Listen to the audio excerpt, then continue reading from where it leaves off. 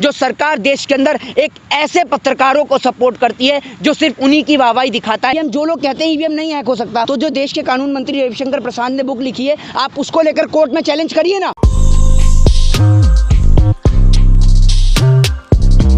देखिए, बेईमानी से करी गई जीत जीत नहीं कहलाती, और ये बात देश का बखूबी हर एक व्यक्ति जानता है कि जो कैंडिडेट जीत चुके थे उनको चुनाव आयोग कहता है कि आप 2 मिनट वेट करिए, आपको तब सर्टिफिकेट मिलेगा। 2 मिनट वो वोट वेट करते हैं और उसके बाद वो 17, 18, 19, 20 वोटों से हार जाते हैं। ये क्या है?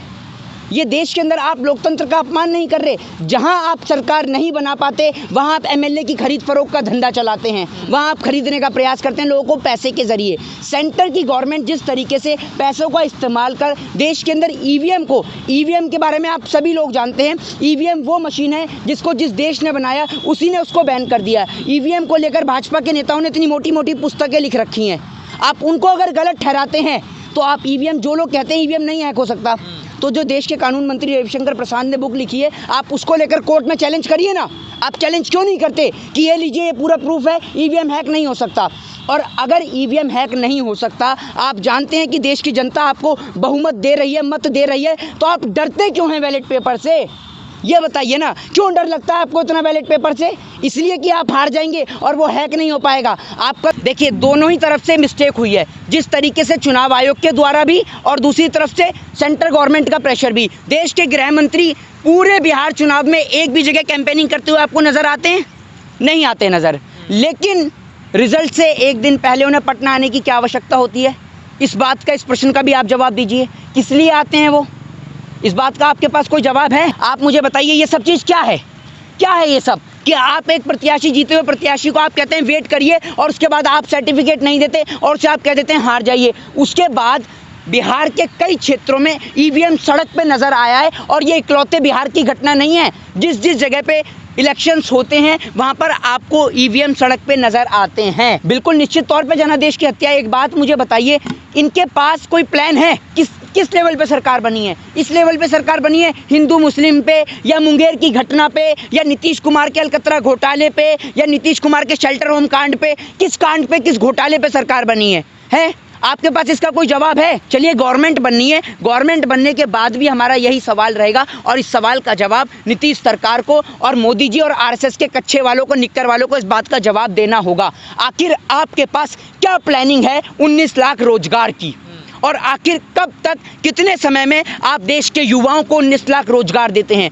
ये 19 लाख रोजगार का जुमला ठीक उसी तरीके से है जिस तरीके से देश के अंदर 15 लाख रुपए स्मार्ट सिटी और बुलेट ट्रेन की बात कर देश के युवाओं को बरगलाने का प्रयास किया जाता है। बिहार के अंदर बिहार की जनता बदलाव चाहती थी निश्चित तौर पे, लेकिन जिस तरीके से ईवीएम का आप घोटाला कह लीजिए, ईवीएम चेंजिंग कह लीजिए, या फिर आप ईवीएम हैकर कह लीजिए, या फिर ईवीएम को बदलना कह लीजिए, सबका अर्थ एक ही है। ये मैं आपसे ही सीधा कहता हूँ कि अगर आपको कहीं पता है कि आप जीत रहे हैं, आपने कोई वर्क करा है, तो आप उसके लिए बैलेट पेपर से आपको चुनाव कराने में क्या आपत्ति है? देखिए, मैं आपको एक बात बताऊँ, बैलेट पेपर आप दोनों चीज़ रखिए, ईवीएम भी रखिए और बैलेट पेपर भी रखिए।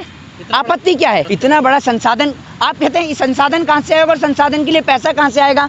जब प्रधानमंत्री जी 8-8 हजार करोड़ रुपए के हेलीकॉप्टर उड़ा सकते हैं, जिस चाय बेचने वाले ने लाखों करोड़ों रुपया प्रचार में खर्च कर सकता है, क्या वो देश के चुनाव तो 5 साल में एक बार होते हैं, तो क्या 5 साल में एक बार के चुनाव में पैसा खर्च नहीं किया जाता? आप नेताओं की पेंशन काट दीजिए, इससे ज़्यादा क्या करेंगे? और आप जो चुनावी प्रचार में लाखों करोड़ों रुपए, खरबों रुपया जो आपने खर्च करा है हेलीकॉप्टर उड़ाने में, उन हेलीकॉप्टरों को नहीं उड़ाते। लेकिन देश के जनता के साथ, लोकमत के साथ, बहुमत के साथ जिस तरीके से खिलवाड़ हो रहा है, इसको लेकर देश के जितने भी विपक्ष के नेता हैं उनको ईवीएम को लेकर सुप्रीम कोर्ट के अंदर चैलेंज करना चाहिए, और सुप्रीम कोर्ट में डिमांड रखनी चाहिए कि अगर आपको पूर्ण यकीन है और पूर्ण रूप से विश्वास है। और दूसरी सबसे बड़ी बात, आपने ईवीएम की बात करी, आपने देखा कहीं कहीं सोशल मीडिया पे फोटोज वायरल हो रही हैं ईवीएम की, वोट डालते हुए।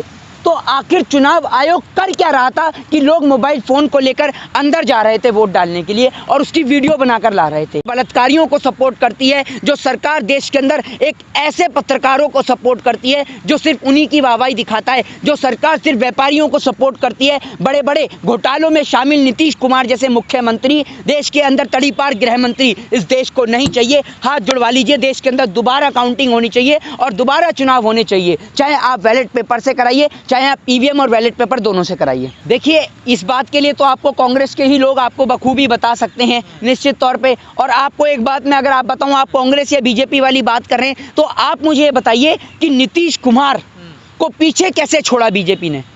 आप ये भी तो समझिए, नीतीश कुमार को पीछे कैसे छोड़ा, जबकि बीजेपी का नीतीश कुमार से ज़्यादा वहाँ बिहार के अंदर रहना है।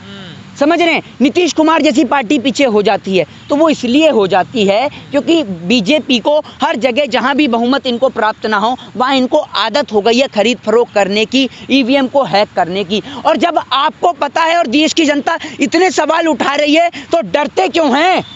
डर क्यों लग रहा है आपको? कराइए बैलेट पेपर से चुनाव, दोबारा रिकाउंटिंग कराइए। और बिहार की जनता अगर सहमत नहीं है तो आप एक बात बताइए, चुनाव आयोग से कहिए कि उस बुक को पढ़े। चुनाव आयोग को सेटिस्फाई होना है तो उस बुक को पढ़े और चुनाव आयोग ही उस बुक को लेकर, जो ईवीएम को लेकर लिखी गई है, उसी को लेकर सुप्रीम कोर्ट में चैलेंज करे।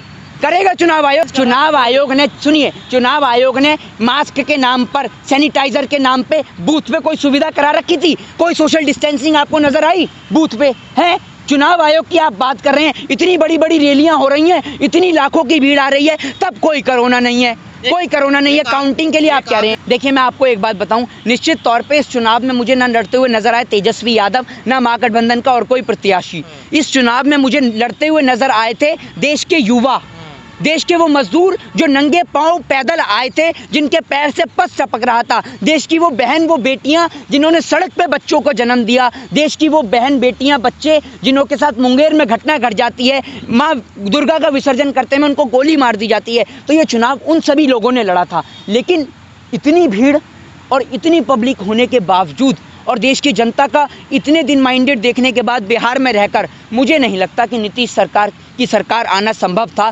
भाजपा की सरकार का आना संभव था। वो भी जब बाढ़ जैसी घटना में नीतीश जी अपने हेलीकॉप्टर से बिहार का दौरा करते थे और दूसरी ओर अन्य लोग, विपक्ष के नेता, बाढ़ के पानी में इतना घुसकर लोगों की सेवा और मदद करते थे।